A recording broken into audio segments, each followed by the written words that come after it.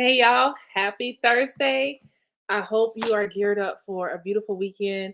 I'm super excited today, as I always am on Thursdays. I know I say that every Thursday, but I really am excited to hang out with you guys live. Today, I want to talk about how to write a strong bio. So, just in case you're new here, my name is Shanta Prince. I work with women professionals, women experts, and women coaches, and I teach them how to turn their expertise into an online business. So, I teach everything around building a thriving online business, from building a personal brand to sales and marketing and so much more. So, a part of what I do with helping my clients to build their brand is helping them to pull the pieces of their lives together to create a strong and powerful bio. And many times, what I actually do for my clients is, depending on what capacity we're working together in, many of the times I actually write their bios for them. And so, so I want to talk to you about how you can create your own bio and make it strong and make it powerful and make it attractive, because your biography is a place of connection. It's a place where people can get to know more about you. And it's a really powerful tool for establishing trust and connecting with people. And so, if you don't have a bio yet, you need to create one as soon as you possibly can, because when you get ready for speaking engagements and when you get invited on somebody's podcast and when you get ready to host your own events, even when you're doing like building funnels and you're creating those landing pages, I always like to include a little a small bio, a brief form of my bio on those pages, because I want people to know who I am. If they're downloading my free offer, joining my email list, I want them to get a feel for who I am and who I help and how I do business and things like that. And so your bio can be used for so many different things, and it can definitely pave the way and open doors for you to get great opportunities. And let me tell you, when people can see, when they can conceptualize who you are and what you do, that is powerful, because once they connect with it, once they understand, once they get it in their minds who you are, then it makes you the obvious choice, right? Like, why not? Why would they not want you on their platform? Why would they not want you on their stage? So I help my clients with their bios so that they can take advantage of these awesome opportunities out there, so they can communicate who they are and what they do for these opportunities. But also, it's a really great place to connect, not just for greater opportunities, but also with the people in your audience. So we're going to dive into some things that you can do to create your own bio. I know that this is a pain point for a lot of people. Like, they're just like, listen, I need to figure out how to put all of this stuff together. And so what I do for my clients is, I just ask them for, certain information that I can include in their bio, but I write about them like the way that I see them. So I'm able to write amazing bios because all of my clients are amazing. And so their bio reads like that. Their bio screams, I'm awesome. I'm amazing. And this is what I can do for you and for your audience, right? And so that is exactly the goal, is to show people how you can help them. And you're basically communicating your value to your audience, and not just the people who are going to buy from you, but the people who are going to book you for their events and book you on their stages and refer people, for people who are going to refer other clients to you. And so it's a really powerful tool. Okay. So the first thing about creating a bio, before we get into that, let me just give you a quick story about how I became so great at writing biographies for people. So when I was in the Navy, um, I had this supervisor for my military friends, for my Navy friends. It was a senior chief, and he was trying to prepare me for my next promotion. And so, in order to do that, he started having me doing things that were like next level, that were really beyond my pay grade. But he's like, you're going to be advancing, and I want you to be ready so you know how to do these things. So one of those responsibilities was writing evaluations for people. Now in the Navy, we call them evals, but they're performance evaluations. And so basically, really, it was his ultimate responsibility to get those done, but he handed it down to me. And so I had to write performance evaluations for all of my subordinates. And so, thank you. I agree. I agree, Candace. I totally agree. Um, So he had me writing the performance evaluations for my subordinates. And so I dove in, I got started. Now I was already pretty good at writing, but I had never really written about other people. And so I got really skilled at filling in all the space. Now, in the past, I had seen performance evaluations that weren't completely filled out. It'll be like a few lines, and I'm like, if I'm working with a person, I should be able to fill up this whole space, right? It shouldn't be difficult for me to fill up this entire space. I can't remember how many lines it was, but I think it was like 12 or 13 lines where that you could fill in. But I'm like, how could you not fill in the space? Like some people's evals would be like 4 lines, 5 lines. And I'm like, come on now. Like if you work with the person for a whole year or more, you should be able to write, fill in that space. And so that's the first thing that I set out to do was I was like, I'm going to fill in the space for each of my subordinates. And so even if they weren't that great of a worker, I was still able to fill in all of those lines. And I wrote according to, how they performed. If they were really hardworking, then I made sure their evaluation reflected that. If they weren't that hardworking, guess what? I still wrote them a great eval, but I reflected what they did and what they accomplished. And so in essence, nobody got a bad eval from me. So I started writing these evals, and you guys, so the printer was so weird because the evals basically were two different sides.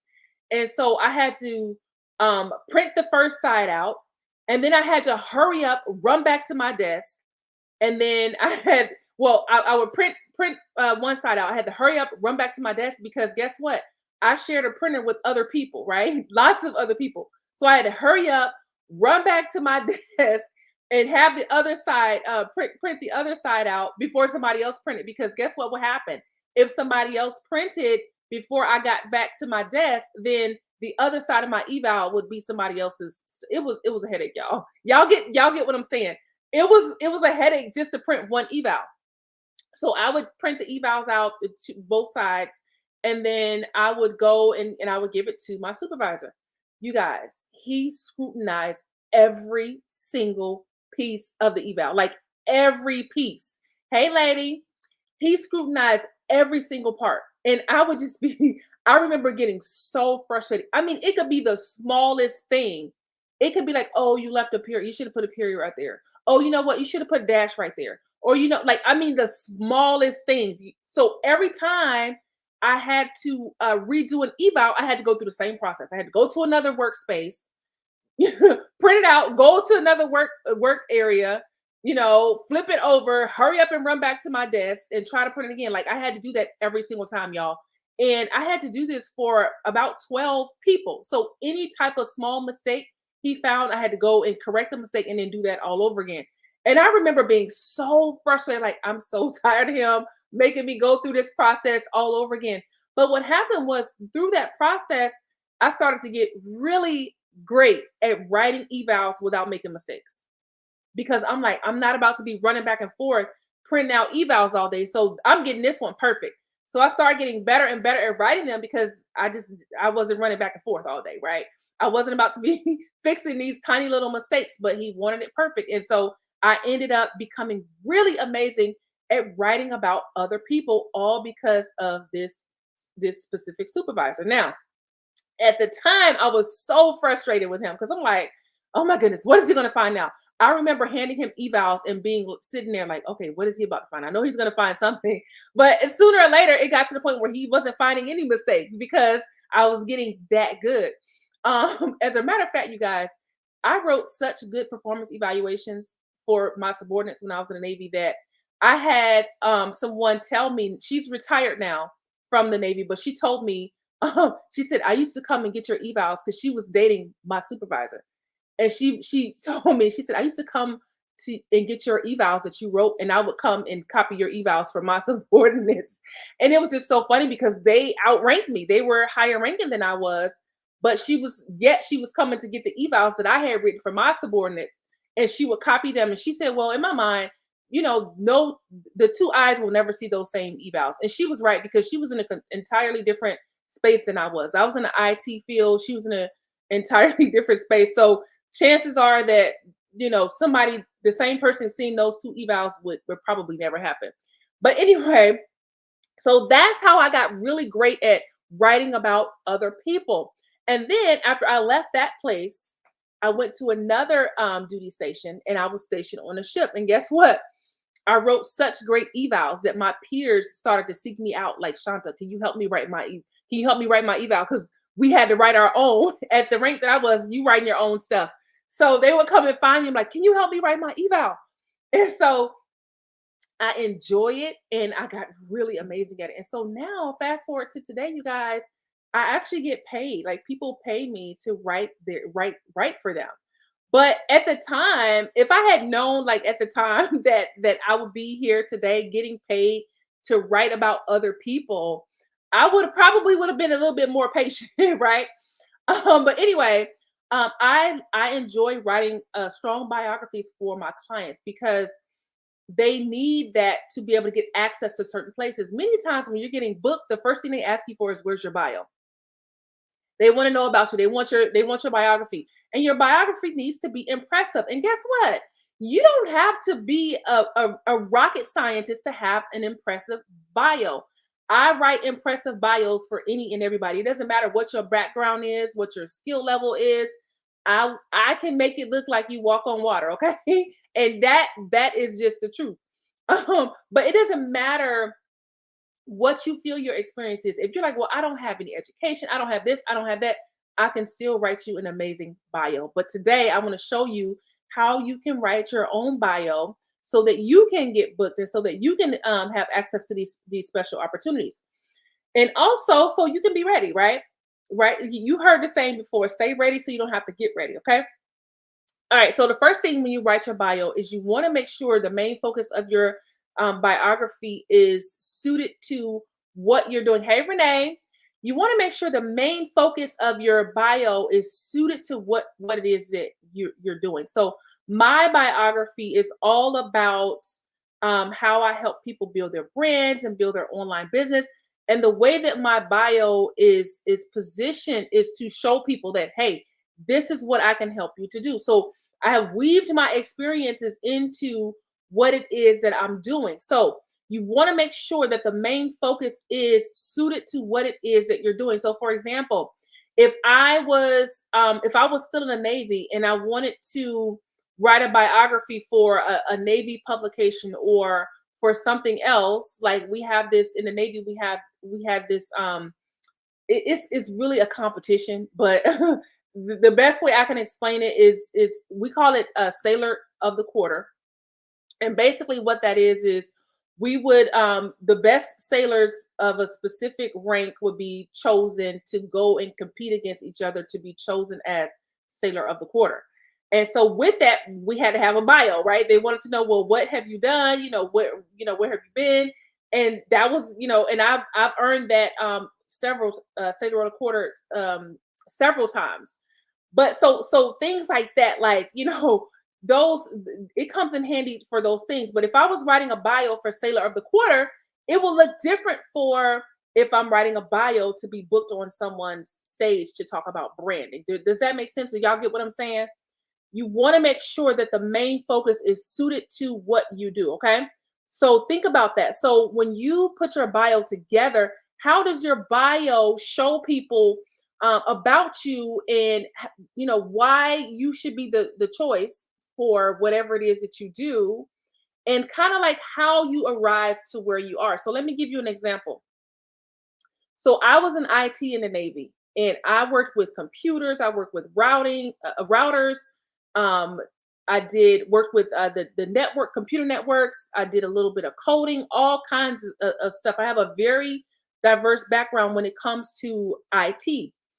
So that weaves into my story because now today I help my clients to build an online business. And guess what that takes?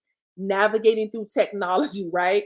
Navigating through technology systems and helping them to navigate through those systems as well. So I try my best to make things easy for them. So even when someone is technically challenged, if they follow the stuff that I'm teaching, they'll be able to navigate through those things. As a matter of fact, one Saturday I actually spent, I think it was like 5 hours with a handful of my clients, and we walked through step by step, setting their email list up. So it was all right. Okay, so do this step first, do this step second, do this step third. We were all on Zoom, walking step by step through setting up their email list. That is a challenge. That's a technology issue that people have when it comes to growing their online business. Is they're struggling because they're like, I know I need an email list, but it's so intimidating. It's intimidating, and I'm just not gonna do it because it's just too much, right? And so they end up not doing it because it's just so daunting for them to actually have to set that up. So that is a part of my history, my past experience that I bring to the table when I'm serving my clients today. So I talk about that in my bio. I talk about how I was in IT in the Navy for 10 years and how I use my technical skills to help my clients navigate through technology with building their online businesses. So I want you to think about everything that you have experienced, everything that you've been through, every accomplishment that you've had, because God does not waste anything, right? You may feel like, oh, that was a waste. Like when I did that, that was such a waste. I promise you, you can leverage it. You can use it for something. Nothing is wasted. So the number one thing is you want to make sure your brand, the main focus of your bio, speaks to what you do. It points to what you do today. The second thing you want to do with your bio is you want to establish credibility. Okay. So there are some points in your life where you have accomplished something or you have achieved something or you have done something that makes you a credible person to do what it is you're doing right now. Okay. Now, I have 4 college degrees. None of them are in business, but yet I get paid to help people build their businesses. Why? Because of my credibility, right? Because of the things that I've been able to help people to do. So I have my credibility markers. So you have some things that you have accomplished. Listen, even if it's just for yourself, right? Even if you accomplish that thing only for you, you may be your only client right now. You may be your only success right now, and that's okay. You want to just be able to articulate that in your bio to show that you've been able to obtain these kind of results, or you have helped someone to obtain these kind of results. And it doesn't matter if you help that person for free. It doesn't matter if you did it in a volunteer position. It doesn't matter if the person didn't pay you. What really matters is the results that you were able to obtain. So think about what are the things that you have experienced or accomplished or done that establish your credibility. Who have you helped? Have you done this for yourself? What kind of trainings or certifications have you done? Big or small. You don't need to have 25,000 degrees to get paid, right?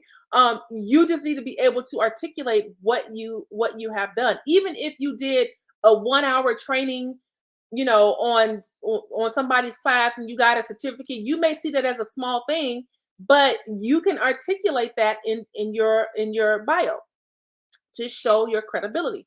And then the third thing, now this might be against popular opinion, but I think for your bio is a really cool thing to add any like unique or special experiences that you've had. So for example, one of the things that I include in my bio is that I won a cooking competition on Food Network. And it doesn't really, it's not directly connected to what I do, but it kind of is indirectly connected. But that's a unique experience that I have. And guess what? It's a great conversation starter. And I cannot tell you how many people reach out to me and say, it's so cool that you did this Food Network thing, or I think it's so cool that you have this food product brand. I put that in my bio for my to help people to build their online businesses. However, it's not directly about building a personal brand online, but it's still a brand, right? So it's still in a way establishes credibility, but it's a unique experience. I actually got booked on somebody's podcast because she said this was so interesting. I got booked on a podcast, and when I showed up to do the podcast recording, the podcast host said to me, "I don't." She said, "Not a lot of people make it on my podcast." She said, "I get a lot of inquiries and a lot of like applications and things like that, but she said only a select few make it through to actually get featured on my podcast." Hey, and I thought to myself, wow, this is amazing. So the first thing she said was, first of all, you were very thorough on your responses. And I said, well, that's cool. But guess what? I had my bio ready, right? When they asked for my bio, I had it ready to go, right? I can just copy and paste it. If you need to paste it into some type of application or something like that, you'll have it ready to go, right? So I had my bio ready to go. And the other thing that she said was, she said, I was really impressed that you were on Food Network because she said, before I started my online business, I used to be a chef. So the fact that I had been on Food Network, to her, that was impressive. And that was the reason why she's like, when I saw that you were on Food Network, I had to have you on the show. And I'm like, so that's what I mean, you guys, by like some of the things that you have experienced could be great connection points for you to build new relationships with people, and they could open up doors for you, and it sets you apart, right? So if I talk about branding, and I've told you guys this over and over again, I have a handful of friends who teach on on branding, but we all have different styles. We all have different ways of teaching. We all have totally different backgrounds. One of my friends who teaches on branding, she is not technically savvy at all, but I am very technically savvy. But she has a whole different level of experience that I don't have, right?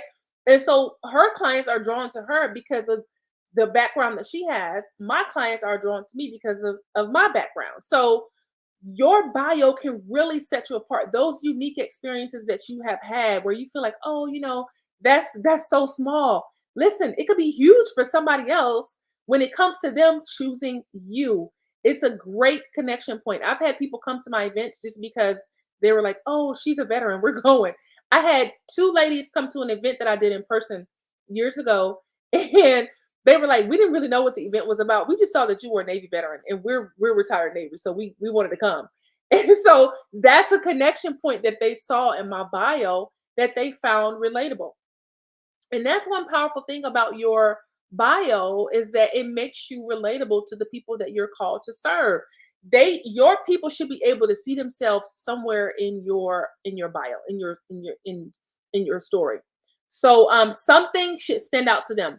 Connecting point sets us apart. Yep, absolutely. So you want to think about that. So what I normally do is, when I work with my clients on writing their biographies, I ask them about any type of experience that they have, any type of certifications, any type of trainings. Then I want to talk about their passion, because I want to be able to let their passion shine through in their biography. So when I'm writing, I want the world to see them like how I see them. Even with some of my clients, sometimes when I write their bios, even they are amazed because they're like, wow, this is so good, but it's presenting them in the light that they should be presented in. So regardless of how you feel about yourself, regardless of how you feel about your accomplishments, you can still have an incredible bio. I did a bio for a gentleman one time, and it was so funny because we were talking about his bio, and I was so I put his bio together, and he was an author, and so he hired me to do all of this. And so I was at his working at his table at a huge event that he was at, and he said, people were asking me about him. And so I was, talking about him because I had, done his bio and things like that. And so I was able to talk about him freely and fluently. And so there was one moment where he said, I had to like pause and listen to you, because I was like, who is she talking about? Like, the way that I put his bio together was so powerful for him that he's like, girl, who are you talking about? Because that surely you're not talking about me like that. And it was him, and it was everything that he had accomplished, but it's the way that I had positioned everything, and I had weaved everything in his past into a message that speaks to what he's doing right now. It makes him credible.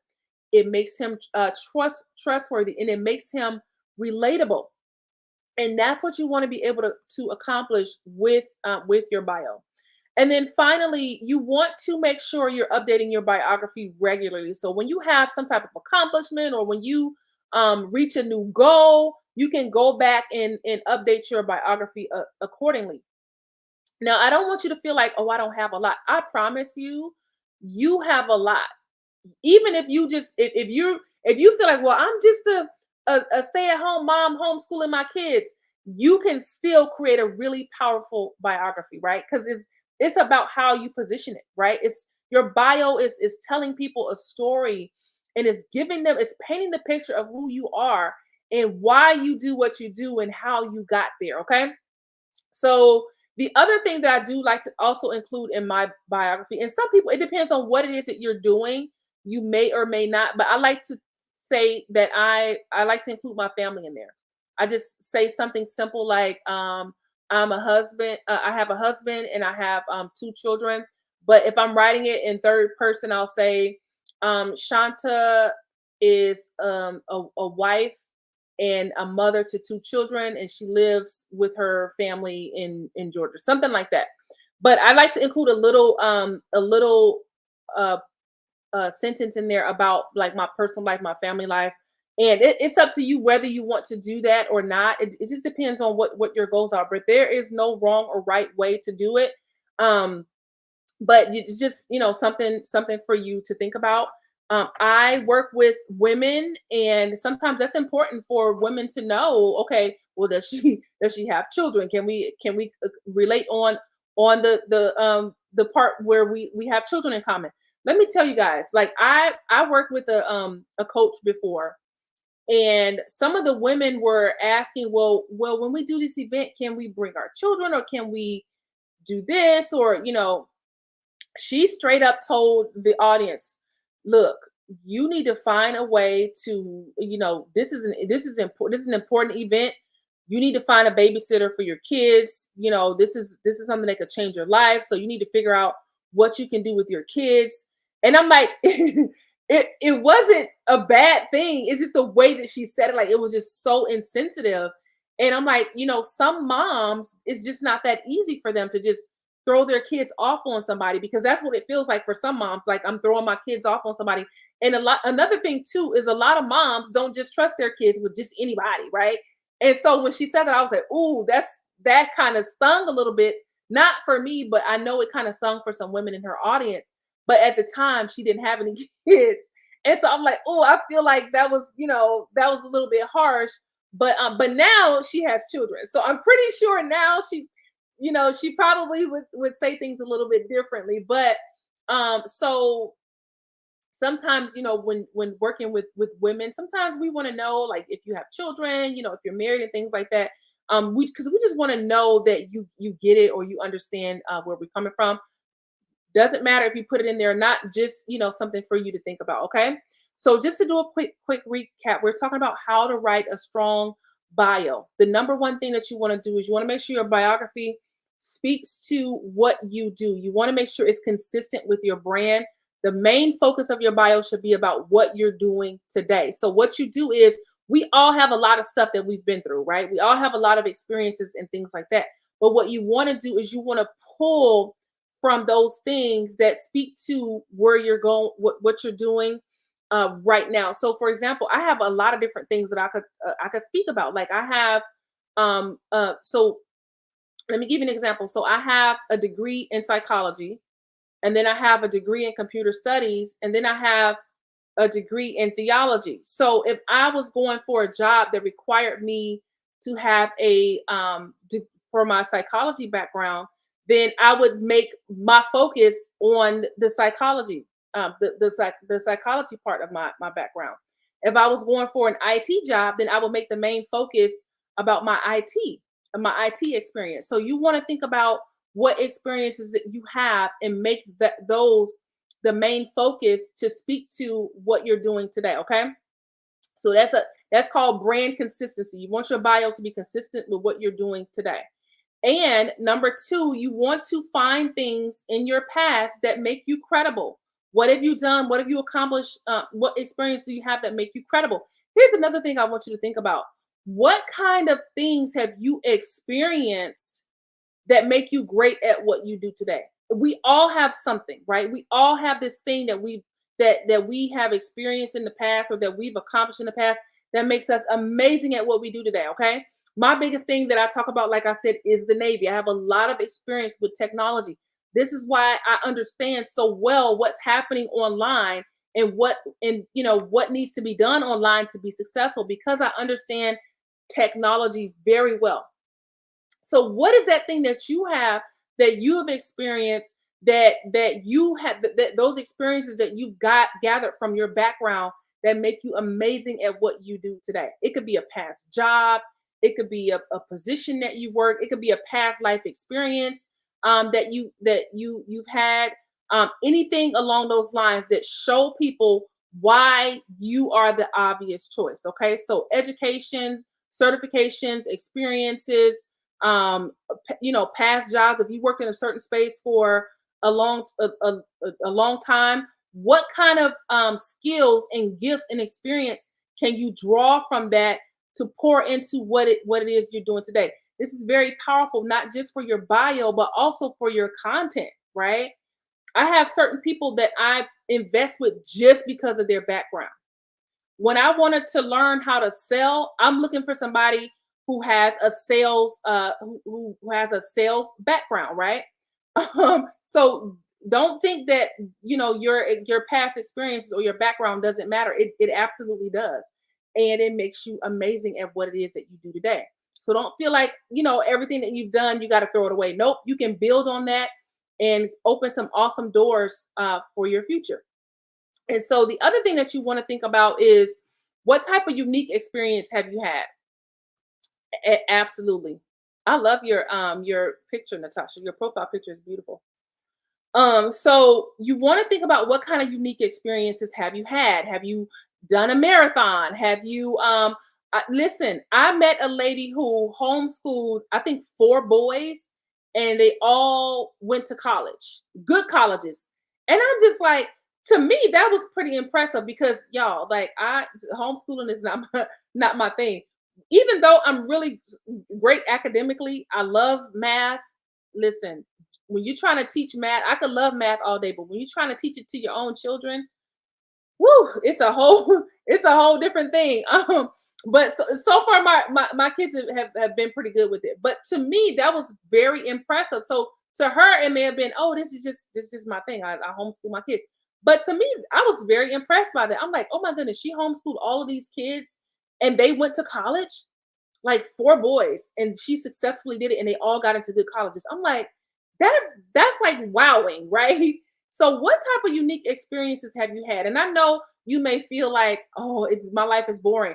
Not at all. What can you pull out that's different, that's unique, that's gonna set you apart, and include that in your bio. Now, um, it might be different. You may feel like it's something small, but don't underestimate that. Don't underestimate a unique experience. I cannot teach math either. For me, it's the patience, right? It's the patience. I'm okay with teaching it. It's just, y'all, like, I'm a type A personality, and look, if I gotta tell you Johnny took three oranges like too many times, my patience is wearing thin. Like, I'm ready to I'm ready to throw in the towel, right? Um, as a matter of fact, my daughter's doing algebra right now, so she's been bringing things home. My son is in the third grade and he's doing geometry, and my daughter is doing algebra right now. So we've been really plowing through some math in this house. But let me tell you, after that, like, I'm spent. I'm done for the day. What type unique of unique experience have I had? Yep, absolutely. Thanks for sharing your notes, Natasha, so people can keep up. So you want to think about that. Don't underestimate your unique experience. It could be a really great connection point for somebody to connect with you, right? And like I said, that part may be against popular opinion. I like to know something different about people. Like, for example, I post this. This wasn't a part of my bio, but I could easily add it. I like playing golf, even though I'm not that great at it. I enjoy it. But that could be something if I put in my bio, and if I say something like, in her spare time, Shanta likes to play golf and hang out with her family. That could be a great connection point for people. I automatically think that you're supposed to know it because, yeah, you know what, I can agree with that. Like, sometimes I feel like, wait a minute, why don't you know this already? Right. I know that feeling because it comes easy to you and because you know it. It's like, wait, why? How come you don't know? Well, how come you don't know this already? So, and then remember, including your family, your information about your family is optional. Some people are very particular about that, and there's nothing wrong with that. If you don't want to include your family in there, that's totally fine. I'm somewhat particular about my family as well. I do put it in there, but like for example, if any of you are connected to me on my personal page, I shared a video of my daughter the other day, but it was not a public post. That post only went to my Facebook friends. Now, when I'm sharing business stuff, I usually share that publicly so that anybody can see it. But if it's my children, I usually only share that with people that I'm actually Facebook friends with, who are connected to me personally. So you got to figure out, what your boundaries are for your family. Some people don't have a problem, sharing their kids. There's really no wrong or right way. It's just what you're comfortable with. Okay. And then finally, you want to make sure you're updating your bio regularly, because you're always doing something, you're always accomplishing something. Every time you reach a new level of success for yourself, you hit a new goal, go back and update your bio so it can always be fresh and ready to go. You don't want to someone to ask you for your bio and then you're fumbling around trying to update it. So you just update it as you go, tweak it as you go. But the cool thing is to just have a starting place and then you can build on it as you go. Okay. Now, the biggest thing that I want you to take away from today is just really accepting that you are incredible, right? You are incredible. And I know that sometimes when you're putting together your bio, it's like, oh my gosh, I haven't done anything. I don't even have anything to put in the bio. I promise you do, right? I promise you do. So, for those of you who are coming to Atlanta, we're going to talk more about this. And maybe, I can offer something virtually sometime later for those who aren't able to make it. Now, the Atlanta in-person event is a small intimate event for just a few people. I don't even know if I want to do big events yet, y'all. Like maybe maybe one day, but I really enjoy like the intimacy because I can like help each person. So that's one of the things that we'll be able to work on is okay, what do you have? What can you put in your bio? And I can help with drawing that out. This is something that I normally do for my clients. I help them to like weave all the pieces together. So even when they can't see it, I see it immediately. And I'm like, oh, you got this. And I can literally put together not just the bio, but also their offers too, right? My clients, their biographies flow right into what they offer. Y'all, I'm telling you, when you're building a personal brand, it weaves together so beautifully because I believe that a personal brand is built upon your purpose, your gifts, who you're designed to be.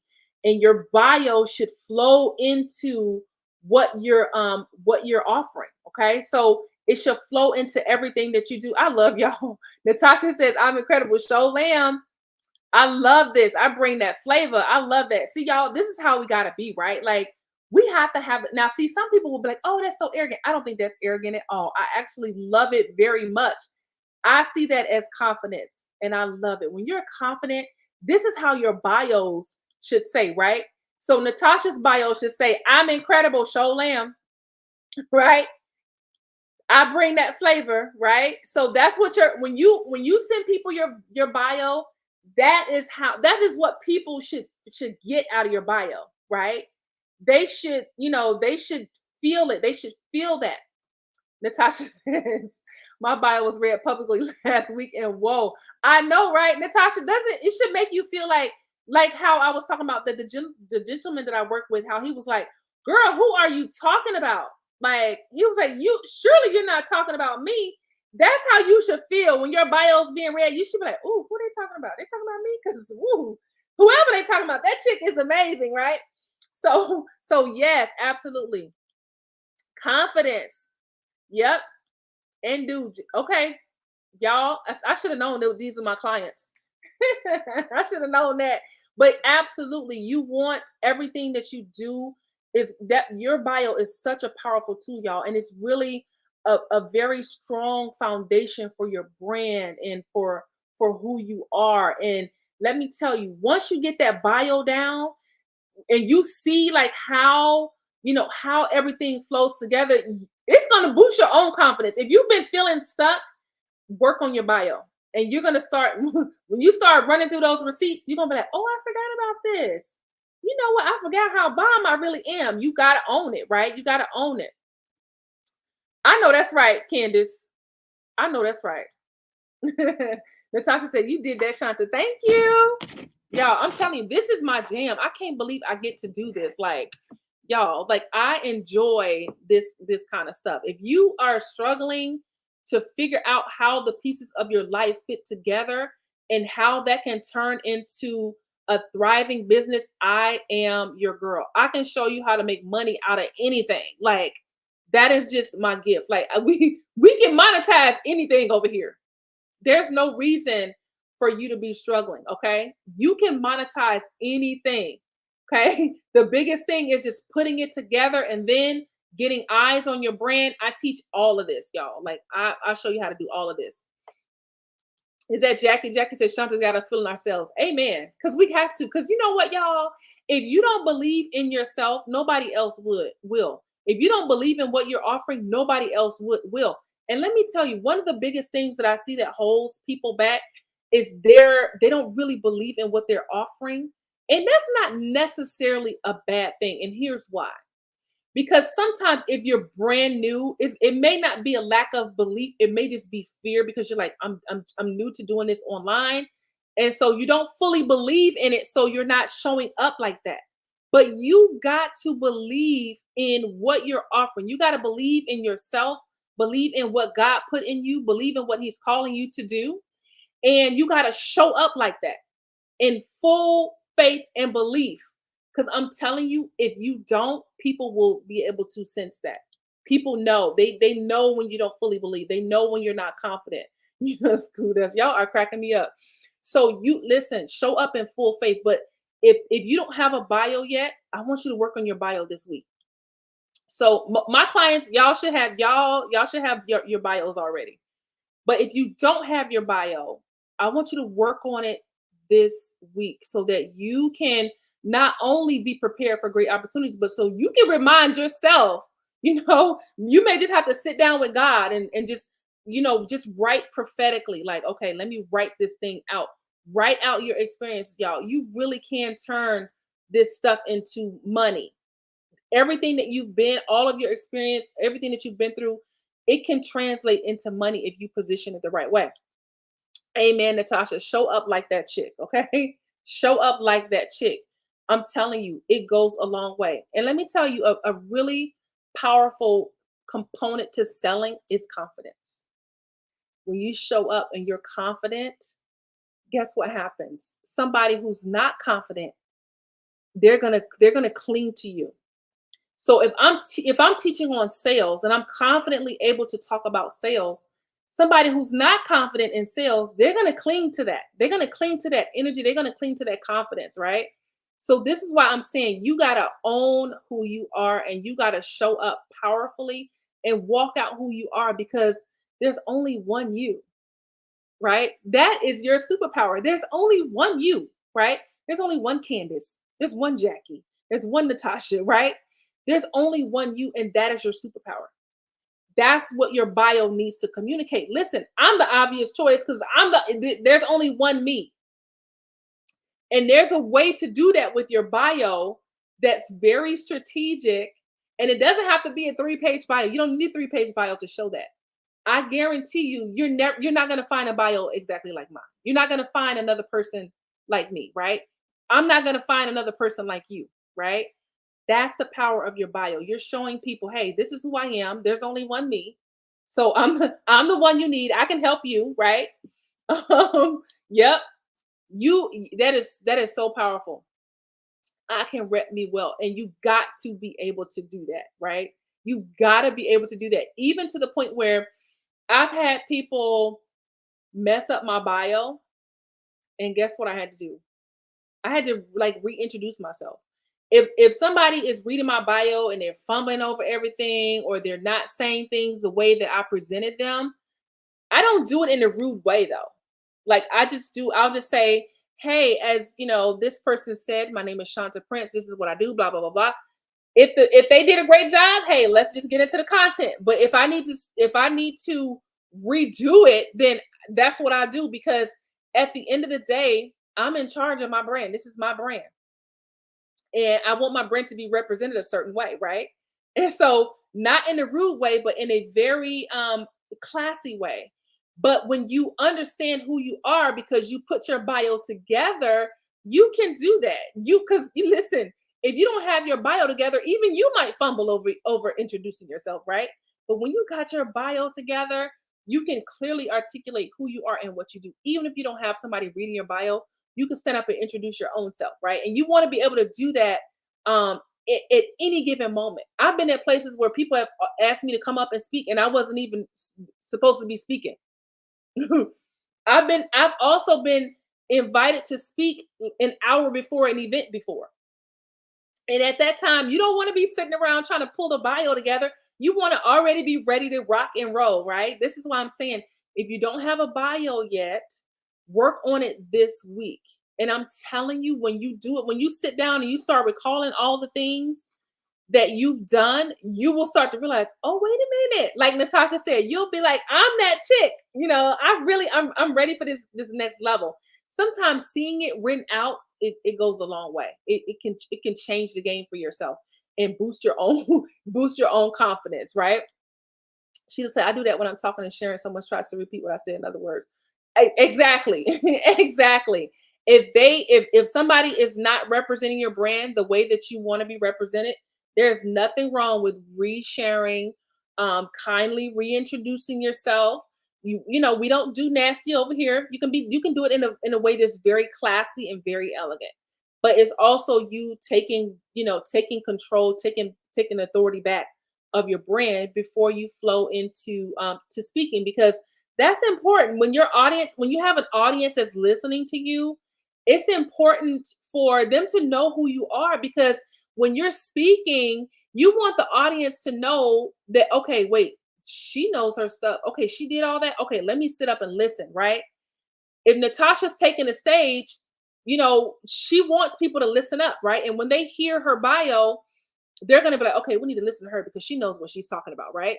This is why some people do sizzle reels before they speak. They'll do like a whole little video montage of them, doing things and speaking and different things like that. Why? Because they want to establish their credibility and they want the audience to pay attention, right? That's what the bio does for you. Your biography is everything. And it should be one of the things that you have. I call it a brand asset. The reason why I call it a brand asset is because your biography, your speaker sheet, all of those things are brand assets that help you to get visibility. So when people ask for them, when you need them, they're ready to go. Okay. The other thing is, once you do I would recommend do a longer bio first. If you don't have a bio at all, I would start with a longer version first and then create a shorter version. And here's why I say that, because sometimes depending on where you're going, they may say, "Oh, we just need 300 words." Some places want a longer bio. Some places want a shorter bio, right? So if you have a longer bio, it's very easy for you to pick a smaller portion out of your longer bio and create a shorter bio. So I have a long form bio, but on my speaker one sheet, it's a shorter bio. Why? Because I have other things on that one sheet that are going to be important to the person who's booking me. So if you don't have anything ready yet, I would suggest starting with a longer bio first, and you can always tweak it, right? You can always go back and change things, but it's so important for you to have something ready to go. Sheila says, sizzle reel, I've never heard of this. Okay, so Sheila, so a sizzle reel is basically when somebody puts together like a short video and it shows little clips of them speaking. And what happens is, sometimes depending on what stages you're being booked on, they will ask if you have a sizzle reel.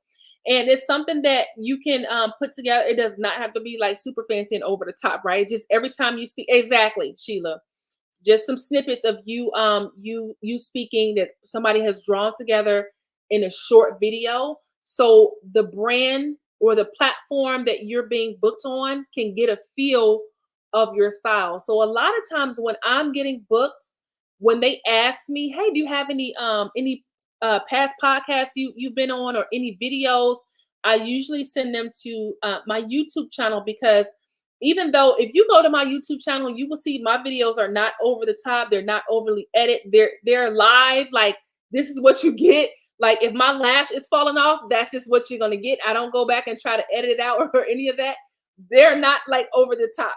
So, but still, my YouTube channel gets me booked because they can see a whole track record of me going live every single week, hanging out with my audience and teaching something, right? So having a sizzle reel or having a track record of speaking that you've done. This is why I encourage my clients to get on video every single week, at least once a week, because what happens is when you're getting ready to get booked, remember what I said, success leaves clues, right? Success, when people see that you're live every week and they can see your track record, that boosts your credibility instantly and positions your expertise instantly. Because what do we do if you're an expert, if you're saying you're an expert at what you do and you're building a personal brand, you need to be making sure you're creating content. That's one of the things that experts do is we create content. We put information out there, right? We're establishing ourselves as the go-to expert, and in order to do that, you've got to have content coming out on a regular basis. Thank you, Natasha. Bio plus your speaker sheet are brand assets. Those are going to get you, that's what's going to get you booked, okay? And so when you do get booked, you want to make sure you got your bio ready to rock and roll. So this is why I'm always telling my clients, make sure you're putting content out there. Now, it doesn't matter what kind of content you're putting out, as long as you're putting something out every week, right? So some people may want to do a podcast, right? Some people like to go live. I like to go live. Um, I'm going to eventually do a podcast, but for me, I like to go live every week. Some people prefer to do a podcast every week. Some people like to do a blog post every week. Whatever kind of content you choose is fine, right? How you put your content out is up to you, but the principle is to put out a new piece of long form, at least one piece of long form content every week. That's the principle. But how you achieve it, the tactic of actually doing it, that's up to you. Maybe you don't like to be on video, which I try to like really encourage my clients to do video because it's so powerful and it builds trust so fast. But every week, you should be doing some new content so that when you are getting booked, people have something they can go back and look at, right? They have something they can go and see. And so pick, if you're not doing weekly content yet, pick your platform, right? Do you want a podcast every week? Do you want to go live every week? Do you want to do a blog post every week? Do you want to do audio on like Clubhouse every week? However you want to do it, pick your pick your platform where you're going to show up every week. So that way, you're paving the way for more opportunities for yourself, right? So if you're doing content, that's what moves people to invite you to speak. And then when they invite you to speak, guess what? You're gonna have your bio ready. When they say, "Hey, can you send me your bio?" You won't be in panic mode. You're just gonna, you're gonna log into your email and you're gonna shoot that bio right over because it's already done, y'all. So I believe that right now we're in a season where many doors are being opened, many opportunities are coming, and you need to be prepared, right? Because I believe that real success happens when the opportunity connects with what you're already doing. Okay. And you're already working, you're in the fields, you're doing what God has called you to do, you're living purposefully, you're serving people, you're making money in exchange for your work. And then an opportunity comes, and that opportunity is connected with what you're already doing. See, what happens with a lot of people, the opportunity finds them and they're prepared. Okay. When you really start to step into new levels of success, that opportunity is colliding with what you're already doing. Okay. And that's why I want you to have your bios ready to go. So you're not fumbling around when that next opportunity comes, you can shoot that bio right over. No panicking, just send the bio over and then you can focus on your content. Okay. All right, you guys, this has been so awesome. I'm doing great because I'm getting done in less than an hour. I told you guys I'm working on getting us out of here in less than an hour. We're at 55 minutes right now. This has been so awesome, you guys. Thank you all so much for hanging out, for spending time on this Thursday. I'll be back next Thursday at the same time, same place. If you're not already, come on over and join us inside of the Package and Sell Your Expertise Facebook group. I know some of you are already in the Facebook group. If you're not in the Facebook group, come on over and join us. Just search for Package and Sell Your Expertise online, and you can come in and join us inside of the Facebook group. If you need any help with anything, I do have a few more spots left in our upcoming Atlanta Accelerator. It's a very it's we have just is it was just intended for a very small a small audience. We do have a few seats remaining. If you want to get in that room, shoot me a message and just let me know you want to get a spot. I could send you the link with all of the details. It's a 2-day intensive event. We're going to be going deep into detail about all the stuff that you need to know to build a thriving online business. I promise you it's going to be worth more than what you invest. For those of you who know me, you know I always over deliver anyway. But you're going to walk away with so much information. You're going to walk away with a complete understanding of what it takes to build your online business. And I'm going to give you enough stuff to implement for the rest of the year. So once you leave, I told you guys before, I'm giving you a nice binder with a whole bunch of templates and examples that you can walk away with, and you can work on implementing this stuff for the rest of the year. So you're going to get a lot of stuff, but I'm going to give you the information. It's the implementation part is up to you. It's up to you to walk away and actually go and do the work. So if you want a spot in that room, just shoot me a quick message, and I'll send you all the details, and we could work on getting you here to Atlanta next month. Other than that, you guys, y'all know if y'all have any questions, you can reach me on Messenger. I answer questions all the time, so don't be shy about asking any questions. Feel free to reach out on Messenger. Sheila says, I was late. I have to. Yes, Sheila, you can go. You can grab the replay on YouTube. You can also get it out of the Facebook group or on my Facebook page. So absolutely, yes. Go back and get that replay and get your notes. All right, you guys. So I will see y'all next Thursday, same time, same place. In the meantime, feel free to shoot me a message if you have any questions. Y'all have a beautiful Thursday. Have a blessed weekend, and I'll be seeing y'all again soon.